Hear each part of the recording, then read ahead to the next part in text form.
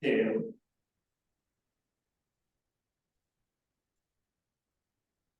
Sí, listo, Iván. Que diga Gibran.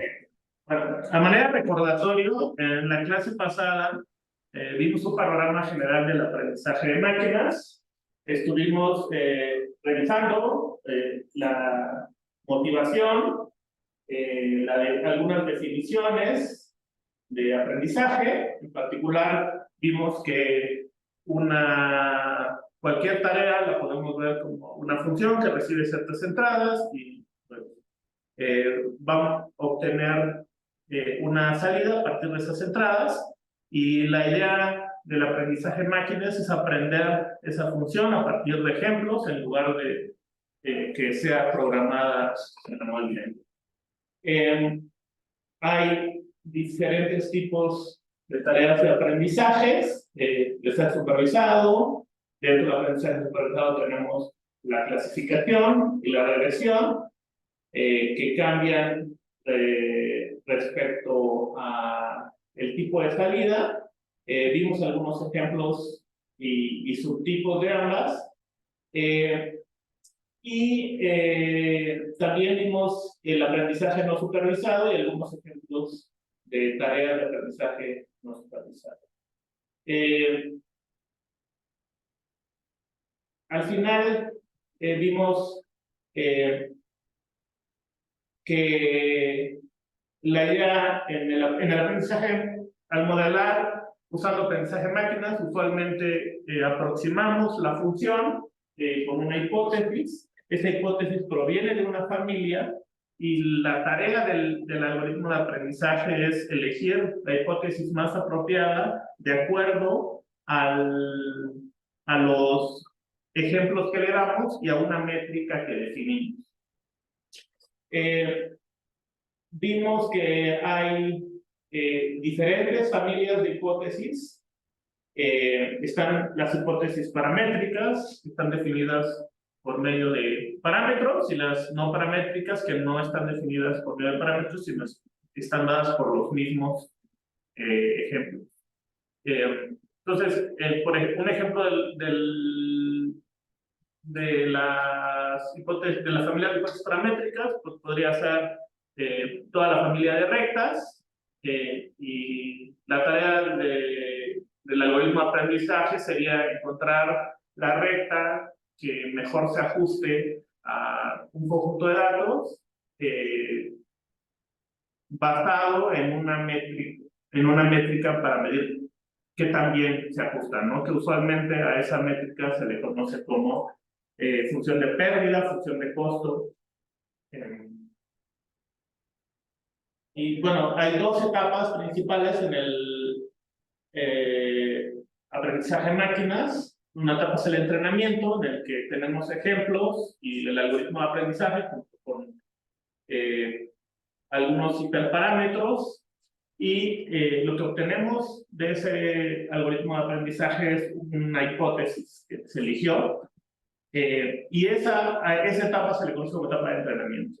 Luego tenemos la etapa de inferencia, en la que tomamos la hipótesis seleccionada y ya podemos obtener salidas a nuevas entradas.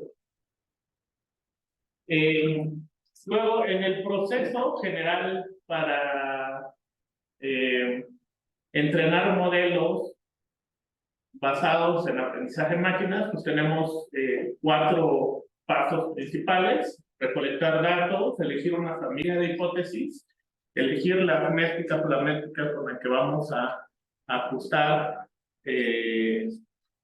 o con la que vamos a elegir nuestra hipótesis particular, y también el algoritmo de aprendizaje con el que lo vamos a realizar. Aquí cabe señalar que pues, algunos de los algoritmos son específicos a las familias de hipótesis en las que estemos trabajando. Por ejemplo, hay hipótesis que están basadas en árboles y hay algoritmos específicos para entrenar árboles, ¿vale?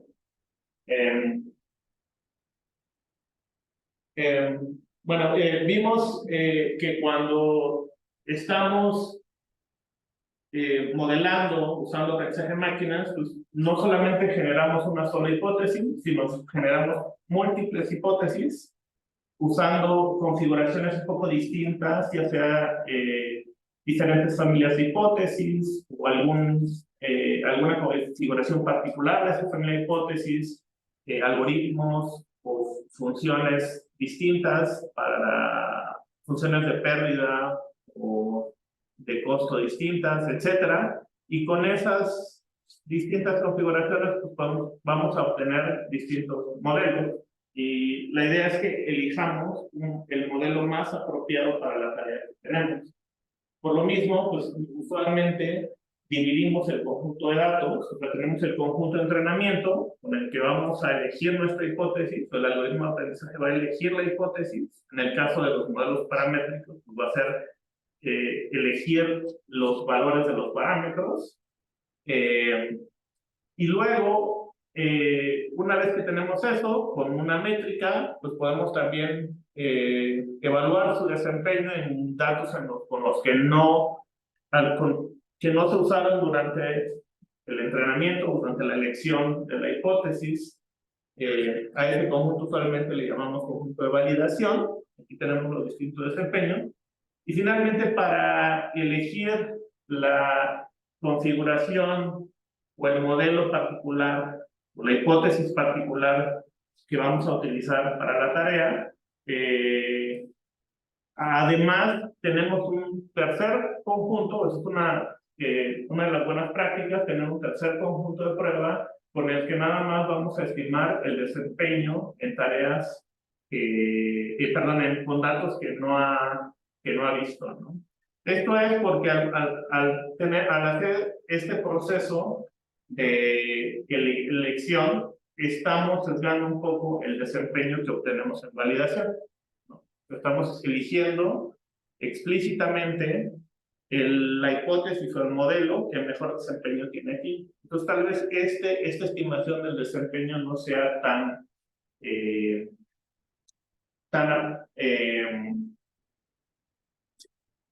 precisa o esté sesgada debido a este proceso de selección que estamos realizando. Entonces, como buenas prácticas, se recomienda tener un tercer conjunto y una vez que ya elijamos esa hipótesis usando el conjunto de validación, usemos el conjunto de pruebas solamente para estimar el desempeño, ¿no? Ya tener una estimación, digamos, no sesgada. Y bueno, vimos también un poco del fenómeno del sobreajuste y el subajuste. En el sobreajuste hay una discrepancia entre el desempeño en el conjunto de validación y en el entrenamiento. En particular, usualmente lo que vamos a ver es que en el entrenamiento vamos a tener un muy buen desempeño, pero en validación lo vamos a tener muy mal desempeño, ¿no? Eso normalmente nos dice que estamos haciendo sobreajuste. En el otro lado tenemos el subajuste, que es cuando ambos, cuando tenemos subajuste, usualmente vamos a tener el rendimiento tanto en validación como en entrenamiento, un mal desempeño, ¿no? O sea, el subajuste nos quiere decir que la tarea que queremos realizar, el modelo no es suficientemente complejo para la tarea, o no es apropiado para la tarea que queremos realizar. O sea, la tarea es demasiado compleja para el modelo que estamos utilizando. Y el sobreajuste usualmente es que nuestro modelo es demasiado complejo, probablemente esté ajustándose demasiado a los datos de entrenamiento y por lo mismo al momento de probarlo con validación ya no funciona tan bien. Se ajusta tanto a los datos de entrenamiento que ya no está haciendo un buen trabajo. Entonces, algo que buscamos usualmente es encontrar un balance entre un subajuste y un sobreajuste, ¿vale? Y eso usualmente requiere mucha experimentación, se hace de forma empírica. Bueno, y finalmente, al final de la clase vimos dos tipos de modelos, que son los modelos generativos que modelan o aprenden la distribución conjunta de los datos, y los modelos discriminativos que aprenden directamente la distribución condicional. Los modelos discriminativos usualmente tienen buenos desempeños en tareas específicas como clasificación, regresión, porque se aprende directamente eso, o sea, aprende a clasificar o aprende a hacer la regresión, mientras que los modelos generativos están aprendiendo la distribución completa, ¿vale? Sin embargo, para tareas, por ejemplo, de generación, sí, los modelos generativos es muy sencillo generar a partir de lo que se aprende, que es la distribución completa. Como tenemos la distribución completa, podemos generar, mientras que los modelos discriminativos esto es algo más difícil, porque no tenemos la distribución completa. Y de hecho, algunos de los, algo que también se ha estado utilizando últimamente, son, para lo que se está utilizando últimamente también los modelos generativos, es para, aparte de, por ejemplo, las tareas de generación de imágenes, partidos de texto, etcétera, con modelos como DALL-E, también se está utilizando para hacer un preentrenamiento de algunas redes. Por ejemplo, ChatGPT se entrena de forma generativa. O sea, lo que está aprendiendo es una distribución conjunta de una secuencia de palabras, ¿sí? Y así se entrena. Aunque después se puede utilizar ese modelo preentrenado para algunas tareas de clasificación y regresión. ¿Vale? Muy bien. Ahora vamos a ver una subárea del aprendizaje en máquinas, que es un subcampo del aprendizaje en máquinas, que es el aprendizaje profundo. Y bueno, ¿qué es el aprendizaje profundo? Que no hay una definición como muy particular de lo que es. Pues hay varios aspectos que tienen, que caracterizan un poco al aprendizaje. Entonces, para entender un poco esto, vamos a ver cómo se hacía el modelado Oye, Gibran, antes de... perdón, creo que Sí, estamos viendo todavía la diapositiva pasada.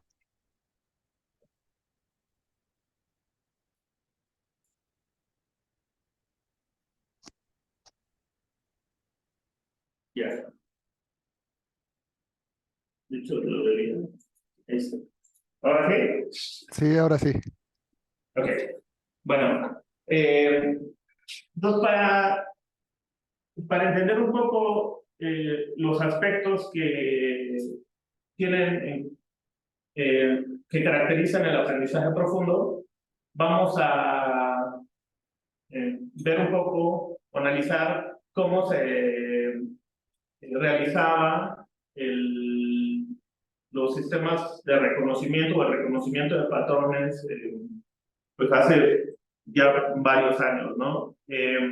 Un flujo común en el reconocimiento de patrones y el aprendizaje era más o menos en el que tenía una entrada, que por ejemplo aquí está representado por una expresión facial. O sea, la foto con una persona se realiza una expresión facial, entonces podríamos pensar que es reconocimiento de expresiones faciales. Y primero, pues pasaba por un preprocesamiento. Esta parte, algunas de esas partes de este preprocesamiento aún lo continuamos haciendo para el aprendizaje profundo. Y el preprocesamiento pues era muy dependiente o es muy dependiente del tipo de datos que estamos analizando, el dominio, incluso el problema. Por ejemplo, en imágenes, algo común es recortar la imagen para que tenga algún tamaño particular, quitar ruido. Y luego había una parte que era la extracción de características, que también dependía mucho. Esta parte ya no se hace actualmente y anteriormente dependía mucho de la tarea que fuéramos a realizar. Por ejemplo, si estábamos reconociendo expresiones faciales, lo que buscábamos es obtener características de la imagen que representaran bien una expresión facial o que discriminaran bien una expresión facial de otra. Aquí muchas veces incluso utilizábamos algoritmos de aprendizaje de máquinas, pero también muchas veces eran algoritmos diseñados por humanos para extraer esas características, ¿vale? Y bueno, se han propuesto muchísimos métodos de extracción de características para muchísimas tareas. Algunos de estos algoritmos tienen mucho en común con otros. Y algunos, como les decía, usan aprendizaje de máquinas aquí, pero no lo usan como parte de todo el proceso de aprendizaje, sino lo usan solamente para extraer la característica. No está conectado directamente con la clasificación, ¿vale? Una vez que ya obteníamos, ya extraíamos características, pues ya teníamos representaciones, por ejemplo, vectores que representaban esta expresión, es la imagen, vectores que representaban esta imagen, pero esos vectores ya tenían codificada las características que me iban a permitir hacer una clasificación de las expresiones faciales, ¿sí? Y finalmente teníamos la clasificación de patrones. Aquí ya usualmente usábamos aprendizaje en máquinas, un clasificador, por ejemplo, ¿no? Entonces usábamos ya los vectores extraídos para aprender a clasificar. Y ese era un flujo común de reconocimiento de patrones. Ahora, ¿qué pasa? ¿Qué pasaría si yo, por ejemplo, ahora que les cambio la tarea y les digo, no, pues ahora quiero, ya no quiero clasificar expresiones faciales, sino quiero reconocer el género de la persona, ¿vale? ¿Qué necesitaríamos hacer en este esquema? Modificar el proceso. Modificar la extracción de características. O sea, necesitaríamos diseñar una nueva extracción de características, un nuevo algoritmo de extracción de características, ya no que codificara la expresión facial, sino ahora el género, ¿no? Y eso podría ser algo distinto, ¿vale? Entonces, una de las cosas uno de los aspectos que caracterizan el aprendizaje profundo es que ese proceso que anteriormente se hacía, en el que se diseñaban algoritmos para extraer características específicas de cada problema, se sustituyó por aprendizaje. Y el aprendizaje ahora se hace tanto en la extracción de características, digámoslo, como en la clasificación de manera conjunta.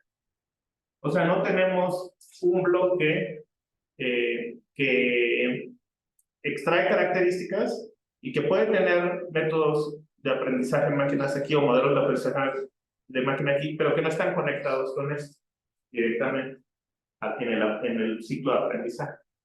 Ahora, lo que se busca es que en este ciclo de aprendizaje se aprendan también las características. O sea, que esta parte que anteriormente se definía, o sea, la extracción de características que anteriormente se definían, ahora se aprende. Y no solamente se va a aprender como un solo bloque monolítico, digamos, sino se aprende como múltiples bloques, que lo podríamos ver como múltiples bloques en cascada, digamos, uno tras otro, ¿vale?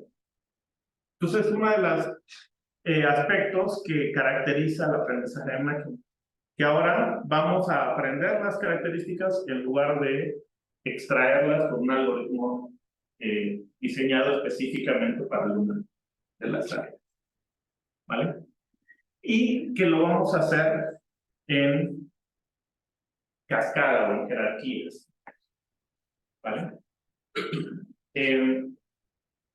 Y en parte, esto dio pie a llamarle profundo, porque estos bloques ya no eran un solo bloque, sino eran muchos bloques que se iban aprendiendo, y cada uno de los bloques aprendía algo que luego el siguiente bloque tomaba, y el siguiente bloque aprendía a mapear lo que había, la salida de lo que obtenía del bloque anterior, y así sucesivamente hasta llegar al bloque de clasificación, que finalmente tomaba lo que obtenía este último bloque o lo que obtiene este último bloque y realiza la clasificación.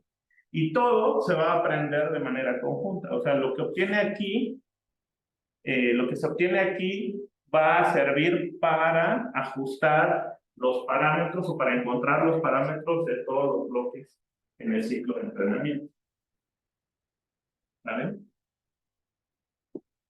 ¿Alguna duda hasta aquí? El aprendizaje de características sí representa una mejora, pero en tiempo, en trabajo, o sea, con respecto a lo que tienes que estar haciendo el diseño de todo el proceso de sistema. Bueno, las mejores han venido en dos aspectos principales, ¿no? Uno es el rendimiento, que al parecer muchas de estas características aprendidas han funcionado mejor que lo que se tenía aquí. Y lo segundo, sí es en el proceso, porque ahora si en este caso le cambiamos ahora de expresiones faciales a género, lo único que cambia es cómo lo entrenamos. En lugar de decirle, este es este género, este es otro género, le decimos, perdón, en lugar de decirle, esta es una expresión facial o esta es otra expresión facial, ahora le vamos a decir, este es género, este es este género, este es otro género. Cambiar las etiquetas, nada más, no necesariamente todo. Sí, o sea, ya no tenemos que rediseñar este bloque, sino solamente van a cambiar las etiquetas con las que lo vamos a entrenar. ¿Vale?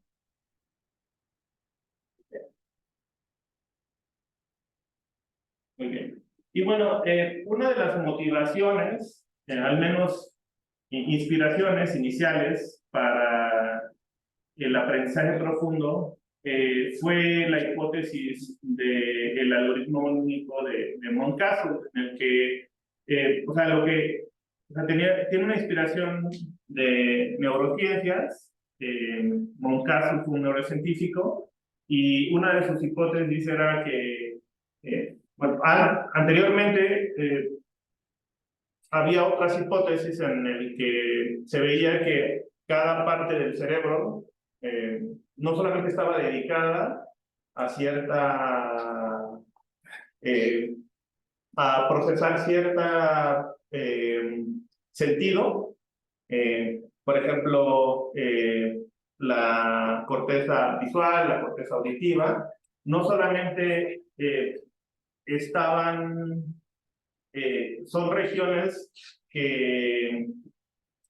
dedicadas específicamente a cierto sentido, sino que además la estructura de esas regiones era muy específica para ese sentido, ¿no?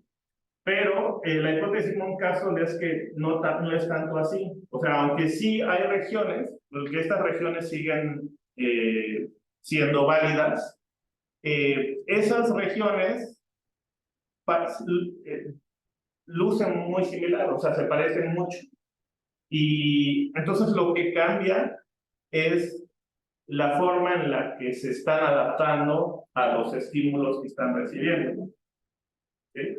Entonces, a eso le llaman la hipótesis del algoritmo único, porque pues, es como si durante el estímulo cada región particular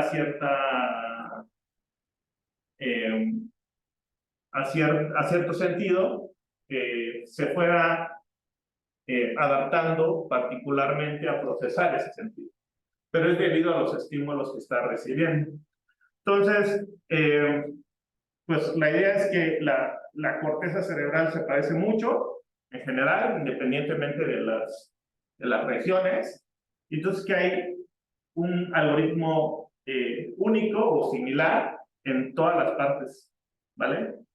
Y lo que está cambiando realmente son los estímulos, que es lo que hace que se adapte particularmente a un sentido u otro. Entonces hay algunas pruebas que parecen dar evidencia a esa hipótesis o soportar esa hipótesis, que son pruebas de recableado neuronal en el que en partes de la corteza, de una corteza, por ejemplo, aquí hay dos trabajos que hacen eso de recableado neuronal. A su corteza auditiva le conectan los estímulos visuales de la vista, ¿no? Y a la corteza somatosensorial, no me acuerdo, creo que también era ver, y me falta ponerle a aprender a qué, pero no recuerdo muy bien. Pero el punto es que toman los estímulos que usualmente recibe una región o una corteza y lo conectan a otra corteza, y eventualmente la corteza aprende a procesar esos estímulos, ¿vale? Eso es lo que decían un gato. ¿Perdón? Eso es lo que decían Mount Castle, sí. un caso. Y bueno, una de las ideas y de las intuiciones del aprendizaje profundo es que en lugar de procesar el estímulo como con una sola capa, digámoslo, o con un solo bloque que pueda procesar todo a la vez, realmente es más eficiente y mejor ir procesándolo en jerarquías. O sea, ir procesando primero, o sea, tener un bloque que procesa la imagen, por ejemplo, o el estímulo, y luego lo que obtiene a la salida ese bloque va a servir como entrada al siguiente bloque y así sucesivamente. La intuición es más o menos como sigue. Si tuviéramos que procesar imágenes, ¿no? Escenas, entender un poco la escena. Entonces, en el nivel más bajo tendríamos píxeles, ¿no? Entonces, los primeros bloques, lo que recibirían como entrada los píxeles crudos y aprenderían a generar nuevas representaciones o a procesar o a mapear los píxeles crudos en una representación de más alto nivel, ¿no? Y luego, el siguiente bloque obtendría la representación que obtuvo el bloque anterior y obtendría una representación un poco de más alto nivel. Y luego, esos, a su vez, servirían, esas nuevas representaciones de más alto nivel, servirían para que el siguiente bloque aprendiera representaciones todavía de más alto nivel y así sucesivamente hasta que en el nivel más alto de la jerarquía ya tendríamos, digamos, la parte que correspondería al entendimiento, a la clasificación o al entendimiento de la escena, ¿no? Aquí estamos hablando solamente de una tarea específica, ¿no? Que puede ser clasificación, detección de objetos, ¿vale? Por ejemplo, algo que se ha visto es que en las primeras capas,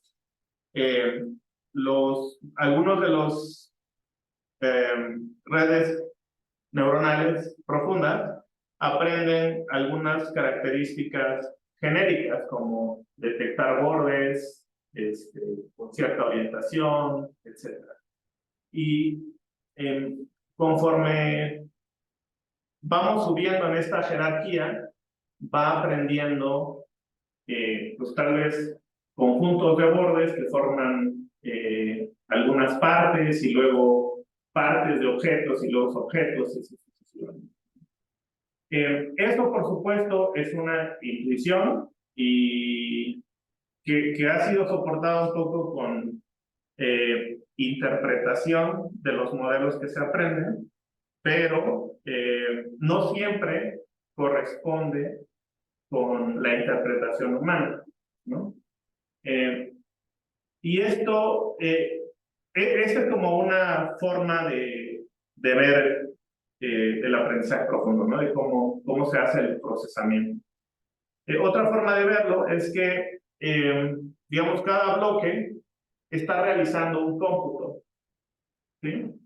Y entonces toma esta entrada en crudo y realiza un cómputo, y el siguiente bloque va a realizar un cómputo y así sucesivamente, y todo ese cómputo lo va a utilizar para realizar esta tarea. Entonces, bajo esa forma de verlo, pues tiene sentido que algunas cosas no coincidan con la intuición humana, porque pues puede ser que en algunos bloques algunos de estos bloques solamente pase la información, ¿no? O esté haciendo alguna operación que no sea tan interpretable, pero que le va a servir para realizar la tarea, ¿vale? Y bueno, en el aprendizaje profundo lo que se ha utilizado son redes neuronales.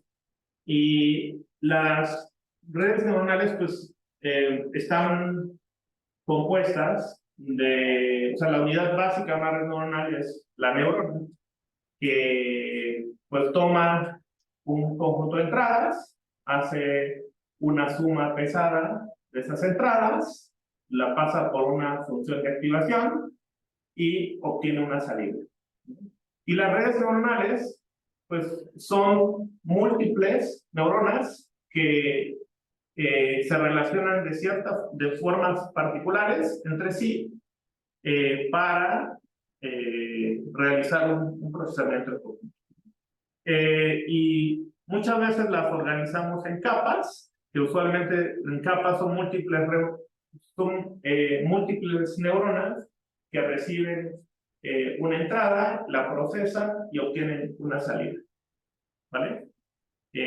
La procesan en conjunto esas múltiples neuronas, ¿no? Por ejemplo, aquí tenemos la representación de neuronas, esta es una neurona, esta es otra neurona, pero podemos pensar que en esa organización también aquí hay una capa.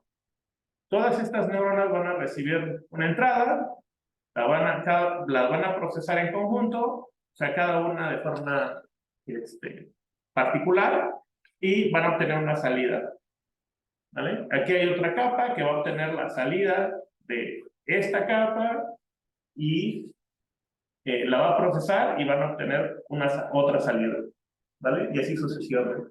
Es una composición, se puede ver también como una composición de funciones en la que cada neurona está haciendo una operación particular con las entradas, si va a obtener una salida, y si la tomas en conjunto, en capas, van a hacer varias operaciones para obtener una nueva representación de la entrada, ¿sí? Y esas representaciones se van a volver a procesar por otras capas y así sucesivamente, y entonces es una composición de múltiples funciones, ¿vale? Ahora, dependiendo de cómo se procesen las entradas por las neuronas, cómo se relacionan esas neuronas, pues hay diferentes tipos de capas. Cada una de las capas puede tener un sesgo inductivo distinto, ¿vale? Puedes tener un sesgo inductivo relacional. A ese tipo de sesgo inductivo se le llama sesgo inductivo relacional, ¿vale? Y está dada por como les decía, por la forma en la que están conectadas las neuronas entre sí, o por la forma en la que se relacionan las neuronas entre sí, cómo procesan la entrada. Y por ejemplo, hay un tipo de capa que se llama capa convolucional, en la que se procesa, en lugar de tomar toda la entrada, cada neurona procesa un conjunto pequeño de la entrada. No toda la entrada, sino un subconjunto pequeño de la entrada. ¿Vale? Y entonces ese tipo de conexión está, tiene un sesgo inductivo local. Se está tratando de capturar las dependencias locales dentro de las entradas. ¿Sí? Por ejemplo, si tuviéramos una imagen, pues hay una dependencia local entre los píxeles, los valores de un píxel, de los píxeles vecinos. La probabilidad de que los píxeles vecinos tengan un nivel similar, un valor similar, es mucho mayor que píxeles más lejanos. ¿Sí? Entonces, es lo que trata de capturar este sesgo indictivo relacional de las convoluciones. Y así se han propuesto distintos tipos de redes y capas, como las recurrentes, que buscan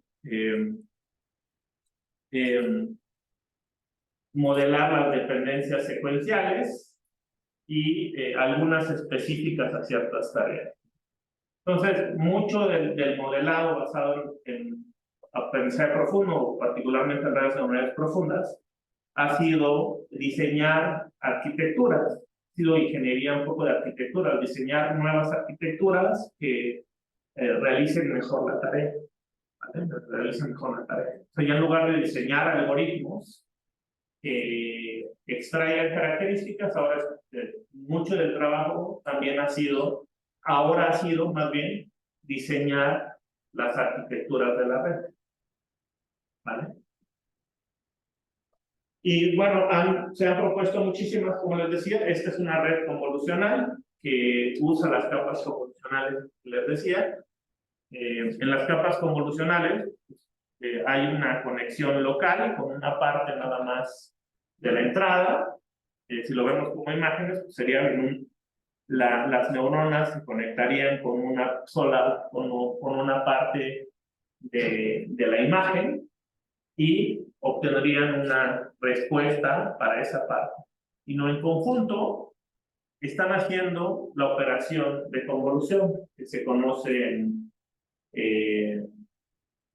procesamiento de imágenes, ¿sí? O más particularmente de correlación cruzada, ¿sí? De procesamiento de imágenes. Entonces, aquí tenemos una imagen con las neuronas o los kernels que tenemos. Vamos a obtener una respuesta en cada parte de la imagen. Es como si tuviéramos esta ventana y obtuviéramos una respuesta en cada parte de la imagen, o como si lo pasáramos por una misma neurona cada parte de la imagen, y obtuviéramos una mapa de respuestas o un mapa de activaciones para cada evaluación, ¿sí? En donde pusimos esta ventana, nos vamos a obtener un valor que es la respuesta de ese pedazo o esa ventana de la imagen a nuestro kernel. ¿Vale? Entonces lo que obtenemos es un mapa de activaciones, y en una capa convolucional usualmente no nada más es un mapa, porque un mapa solamente se obtiene con un solo filtro, con un solo kernel. O sea, lo podemos ver como una respuesta a un kernel o un filtro particular. Y en una capa convolucional usualmente tenemos muchos kernels, no solo uno, sino varios, y cada uno de ellos me va a dar un mapa de activaciones. Entonces, una red convolucional tiene capas convolucionales, capas de submuestreo que reducen el tamaño de los mapas de características, otras capas convolucionales y capas de submuestreo. Y finalmente, después de todo esto, usualmente tienen capas de salida. A veces son capas completamente conectadas, como las que vimos anteriormente. También tenemos las redes recurrentes, que aquí procesan la entrada. Estas son redes. Usualmente aquí lo que representan los bloques verdes son vectores. Aquí tenemos los vectores de entrada. Si, por ejemplo, tuviéramos vectores que representan palabras, entonces tendríamos aquí una palabra, aquí otra palabra, aquí entonces tendríamos un texto, ¿no? Una oración. Este es otro vector. Este vector es un vector de estado, es el vector de estado inicial. Y esta es la salida, que puede ser un escalar o un vector, ¿vale? Y los bloques en azul son o una capa o múltiples capas trabajando en común, ¿no? Entonces, vamos a pensarlo en una sola capa. Si es una sola capa, es una sola capa, pero tiene la particularidad que toda es la misma capa en todas partes, ¿no? En todas las partes, todos los vectores que va procesando en cada paso de tiempo, es la misma capa, ¿sí? Pues son los mismos parámetros, los mismos pesos y los mismos pesos. Y la particularidad de este tipo de redes es que va procesando de forma secuencial los vectores y en cada paso va a mapear las entradas y el estado anterior para obtener un nuevo estado.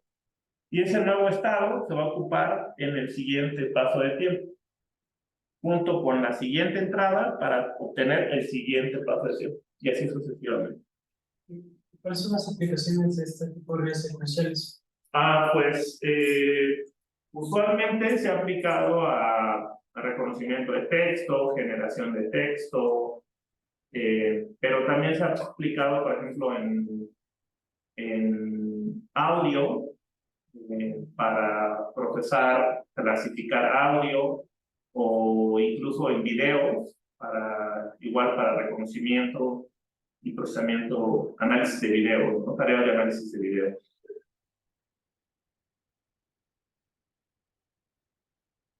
Y luego también tenemos las redes Transformer, que en los últimos años han dominado, este tipo de redes pues, ha dominado distintas aplicaciones, en particular texto, pero también se han aplicado a imágenes con mucho éxito, a videos, etc. Esta arquitectura se propuso originalmente en tareas que le llaman secuencia a secuencia. Del lado izquierdo aquí tenemos una tarea de secuencia a secuencia, pero está basada en atención todavía con celdas recurrentes. Y del lado derecho son bloques que le llaman bloques transformers, ¿sí? Y la idea de los bloques transformers es, más bien la idea bueno, en los bloques transformers se utiliza una operación que se llama atención multicabeza o multi-head attention. Y esta operación, digamos, lo podemos ver un poco con el mismo ejemplo de la secuencia de palabras que teníamos. Esta es una secuencia de vectores que representan palabras, ¿sí? Entonces, en la atención, que le llaman autoatención, esa secuencia de vectores primero se mapea a distintos vectores y luego con esos vectores se va calculando una nueva representación para cada posición. Y esa representación se obtiene a partir de una similitud de cada vector con el resto. ¿Sí? Si tuviéramos, por ejemplo, este vector, la nueva representación, digamos que va a ser Y, se va a obtener primero mapeando a diferentes valores, pero digamos que la parte con la que lo vamos a la parte de la autoatención, lo que va a tratar de hacer es usar los vectores para calcular este vector de salida que corresponde a esta posición, va a utilizar los mapeos de todos los vectores, incluyendo el mismo. ¿Sí? Y luego, para este, va a ser lo mismo, va a ocupar todos estos para calcular esta nueva representación. Y todos estos y así sucesivamente. Una ventaja de hacerlo así es que, bueno, en las redes recurrentes hay una dependencia secuencial. Yo para calcular esta nueva salida necesito haber calculado esto. Porque para calcular esta necesito este estado anterior. ¿Sí? Algo que ocurre en los mecanismos de atención, particularmente de autoatención multicabeza, es que esto ya lo puedo hacer como en paralelo. No necesito calcular primero este para calcular este. ¿Sí? Sino calcula este a partir de todos. O sea, primero se calculan los vectores de mapeo y luego para calcular este se hace una operación con todos, para calcular este se hace una operación con los mismos y así sucesivamente. No solo eso, sino que si la secuencia es muy larga y, por ejemplo, en una oración empieza con la y luego después de muchas palabras aquí tal vez alguna otra palabra va a usar ese género en español, por ejemplo, va en una red recurrente, eso se puede perder, ¿sí? O cualquier otra información que, por ejemplo, alguna palabra que sea importante para este punto en el tiempo o para esta parte de la oración, pero que esté muy lejos,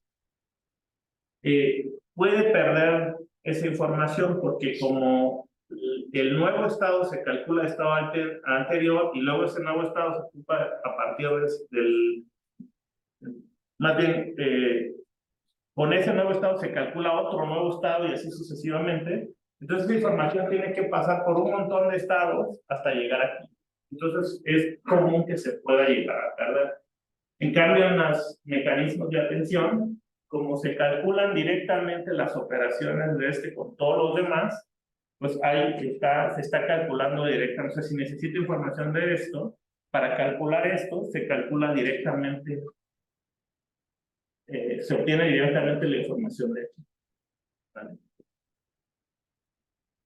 Y una de las desventajas es el que pues requiere mucha memoria, porque usualmente requerimos calcular, o sea, si tuviéramos, por ejemplo, en una sola capa de atención multicabeza, si tenemos una secuencia de 1000, necesitaríamos 1000 por 1000, porque pues se calculan, para cada una de las entradas, se utilizan las 1000, se tiene que calcular algo que le llamamos atención, que son coeficientes o valores que ponderan estos vectores. O sea, la salida de aquí es una suma ponderada de todos estos, pero esa ponderación es diferente. Las ponderaciones de todos estos vectores para cuando voy a obtener esta nueva representación, es distinta para esto, y así sucesivamente. Entonces, si yo tengo una secuencia de 1000 por 1000, necesito una matriz de 1000 por 1000 para todas las ponderaciones, para tener todas las ponderaciones. Entonces, eso requiere mucha memoria. ¿Vale? Y bueno, aparte de las arquitecturas, también se han propuesto distintos modelos. Usualmente esas arquitecturas se han entrenado de forma discriminativa, ¿no? Directamente para clasificar o para hacer regresión, pero también se han propuesto modelos generativos, ¿no? Por ejemplo, este es un modelo generativo que se llaman autocodificadores variacionales. Estos bloques de aquí, que es el codificador y el decodificador, son redes neuronales como las que vimos, ¿vale? En los autocodificadores variacionales se obtiene la imagen de entrada, por ejemplo, o la entrada, se mapea un vector latente, que usualmente se busca que tenga una distribución normal, y luego se puede obtener un vector. Ese vector se pasa por un decodificador, que es otra red neuronal, que vuelve a reconstruir la imagen. ¿Vale? Este es un modelo generativo, se ha utilizado para generación de imágenes y para generar otro tipo de datos. Luego también tenemos las redes generativas antagónicas, GANs. En ese tenemos el espacio latente, se muestra el vector, se pasa por un generador, que es una red neuronal, que toma este vector y lo convierte en una imagen. Y luego hay otra red, que se llama discriminador, que es otra red neuronal, que recibe ya sea una imagen falsa o una real, y dice si es real o falso. Y este también es un modelo generativo, y la forma en la que se entrena es que es como un juego, en el que esta red trata de hacer mejores imágenes para engañar al discriminador, y el discriminador trata de no ser engañado, de clasificar bien si es real, si es falso. ¿Vale? Y se entrenan de forma conjunta. Y bueno, también hay un tipo de modelo creativo reciente que ha sido muy exitoso, aunque también el costo computacional es muy alto, que se llama modelos de difusión. Igual se basan en redes como las que vimos anteriormente, y en los modelos de difusión hay un proceso de difusión, y ese proceso de difusión consiste en tomar una imagen e ir agregándole, se hace la imagen e ir agregándole ruido. A ese proceso se le llama proceso de difusión hacia adelante, ¿no? En el que se toma la imagen, se le va agregando ruido poco a poco hasta llegar a una imagen de casi puro ruido. Y luego de aquí hay un proceso inverso, en el que se le va quitando paso a paso. O sea, partimos de un ruido y luego se le va quitando ruido paso a paso, pero de forma inversa, ¿sí? Hasta llegar a una imagen original. El bloque que hace el proceso de ir quitando ruido es una red neuronal que va quitando el ruido. Y estos modelos se han utilizado igual para generar imágenes, texto, imagen. De hecho, los modelos de DALL-E 3 o DALL-E 2 están basados en modelos de difusión. Sí.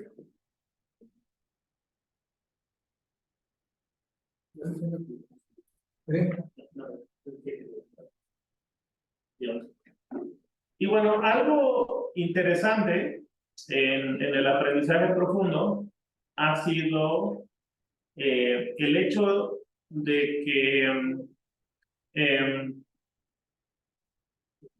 al inicio veíamos como ahora, en lugar de diseñar características, o sea, el bloque de extracción de características, ahora lo vamos a aprender. Pero algo interesante que ha ocurrido es que los bloques que se han aprendido resulta que son útiles no solo para una sola tarea, ni siquiera solamente para la tarea con la que se entrenó. Muchas veces son útiles para muchas otras tareas con las que no fue entrenado. Entonces, o una práctica común en el aprendizaje profundo es algo que se le conoce como aprendizaje por transferencia, en el que se usa un modelo que ya se entrenó en otra tarea como base, para en lugar de estar entrenando toda la red, no se entrene la red completa, sino nada más se entrena una parte de la red, o nada más se ajuste poquito la red para la nueva tarea, ¿sí? Y eso es muy conveniente, particularmente cuando tenemos pocos ejemplos, ¿sí? Cuando tenemos pocos ejemplos, si queremos entrenar una red muy compleja, pues a veces no es posible porque si tenemos una red muy compleja, usualmente podemos requerir muchos ejemplos para poder ajustar los parámetros. Entonces, una práctica muy común es entrenar o preentrenar una red en una base de datos muy grande. Por ejemplo, en imágenes hay una base de datos muy grande que se llama ImageNet, que está etiquetada, o sea, que tiene muchas categorías, miles de categorías. Se entrena una red, como son millones de imágenes, entonces se entrena una red, se pueden entrenar redes muy grandes, y eso me da un modelo, o sea, que son los pesos y los sesgos, los valores de los parámetros. Y luego puedo tener otra tarea, no sé, puede ser una tarea que no está relacionada a la tarea base con la que se preentrenó. Y ahora, pero en esa tarea objetivo, esa tarea donde yo voy a tener muy poquitos ejemplos.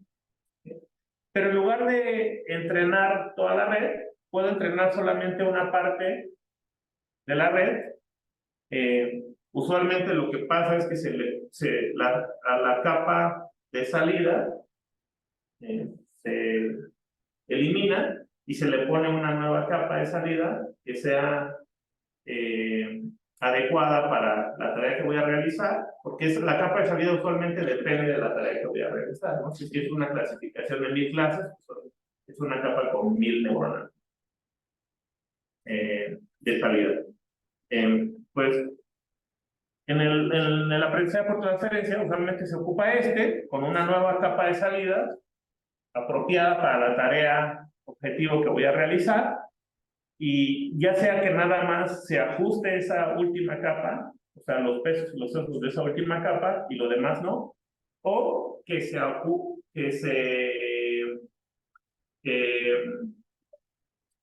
ajuste un subconjunto pequeño a las capas, o a veces se puede ajustar toda la red, pero nada más es un ajuste fino, se ajusta poquito, ya no mucho. Ya no es el mismo entrenamiento que se realizaría si inicializas con valores aleatorios, digamos, con pesos aleatorios y sesgos aleatorios. ¿Okay? Y a ese esquema se le llama aprendizaje por transferencia, y ha sido muy efectivo, incluso con tareas, con tipos de, por ejemplo, tipos de imágenes distintas. En ImageNet, a veces se aparecen en ImageNet y se ha utilizado incluso en imágenes de radiografías, y el aprendizaje por transferencia ha sido relativamente efectivo. ¿Vale? Y bueno, de hecho, se hizo un estudio ya en el 2014 en el que se tomó una red preentrenada en ImageNet y se hizo o sea, nada más se quitó la capa de salida, solo se entrenó la capa de salida, y se comparó con una red como si la entrenáramos desde cero, que es esta red, barras de color moradito, las barras de color rojo es una red preentrenada en ImageNet, pero con aumentado de datos, y la de rojo un poquito más claro es una red preentrenada en ImageNet, pero sin aumentado de datos, y la verde es el estado de arte en ese tiempo, para esa tarea. Y pues algo que encontraron es que transferir, o sea, usar una red preentrenada puede ser tan efectivo, o sea, no necesitamos entrenar casi ninguna parte de la red, puede ser igual o más efectivo que entrenar una red desde cero en esa tarea, y también que el estado del arte en ese tiempo. Y eso es muy interesante porque eso quiere decir que los bloques que veíamos aquí, al principio, o estos de alto nivel, o sea, de bajo nivel y que vamos subiendo en los niveles, o estos bloques que veíamos al inicio, están aprendiendo características que pueden ser útiles no solo para una tarea, sino para múltiples tareas, que parecen, incluso pueden parecer no tan relacionadas y pueden ser igual de útiles. Pero eso también tiene un poco de sentido porque, por ejemplo, en procesamiento de imágenes, muchas de las tareas que tienen que ver con análisis o entendimiento de imágenes requieren, por ejemplo, detectar bordes y esquinas. Entonces, pues tiene también un poco de sentido que algunas de las características que ya aprendió se puedan utilizar en muchas otras tareas. Pero aún así, es también interesante ver cómo, porque no solamente son las primeras capas, aunque se ha mostrado que conforme son más distintas la tarea objetivo, la tarea base, necesitamos ajustar cada vez más capas hacia atrás. ¿Sí? O sea, si se parece mucho, tal vez ni siquiera necesito ajustar nada de aquí, solamente esta parte. ¿Sí? O sea, en el aprendizaje por tanto, lo que hacemos es quitar eso de la tarea original y ponerle en la nueva tarea, y lo único que entrenamos es esto. Entonces, básicamente como si estuviéramos haciendo esto, pero esta extracción de características es una red que se entrenó en otra tarea. ¿Sí? Pero si se empiezan a hacer diferentes las tareas, entonces necesitamos, el desempeño empieza a deteriorarse, y para mejorarlo necesitamos descongelar algunas de estas capas. Y conforme más distintos sean, más capas tenemos que descongelar. ¿Sí? O ajustar, hacer ajuste, eso se le llama ajuste fino, ajustar un poco esos bloques. ¿Vale? No sé si haya alguna duda. Sí, una pregunta. Sí. ¿El diseño de estas arquitecturas lleva alguna metodología? Es decir, ¿hay un proceso de alguna manera ya definido para ir diseñando con algún objetivo que se pretende? ¿O es más bien un proceso heurístico donde más bien depende de la habilidad del que está diseñando la arquitectura? Perdón, no te escuché la segunda parte. Sí, que si es un proceso que ya tiene una metodología para diseñar una arquitectura en particular, o es un proceso más bien de la experiencia del que está haciendo el diseño, basado en su experiencia, y es el que define, bueno, pues aquí voy a poner tantas capas de este tipo, etcétera, ¿no? Bueno, o sea, sí tiene que ver bastante la experiencia, pero también ya hay evidencia empírica. Por ejemplo,